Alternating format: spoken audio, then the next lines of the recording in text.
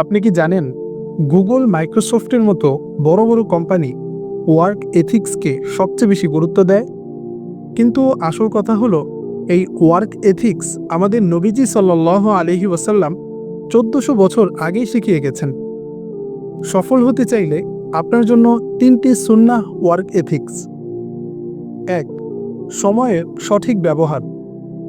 নবীজি সাল্লাল্লাহু আলাইহি ওয়াসাল্লাম বলেছেন, সকাল সকাল কাজ করো, এতে বরকত আছে। বিজ্ঞান বলছে সকালেই ব্রেন সবচেয়ে এনার্জেটিক থাকে, তাই যারা সকালে গুরুত্বপূর্ণ কাজ শুরু করে তারা বেশি সফল হয়। স্মার্ট মুসলিমরা অলসতা নয়, বরং সানরাইজ প্রোডাক্টিভিটি মাইন্ডসেট অনুসরণ করে। 2. সততা বজায় রাখা। সফল ব্যবসার মূল চাবিকাঠি কি জানেন? ট্রাস্ট, বিশ্বাস। নবীজি সাল্লাল্লাহু আলাইহি ওয়াসাল্লাম ছিলেন আল আমিন, যার মানে বিশ্বাসযোগ্য। স্টাডি বলছে যেসব কোম্পানি ট্রাস্ট বজায় রাখে তাদের সাকসেস রেট 30% বেশি।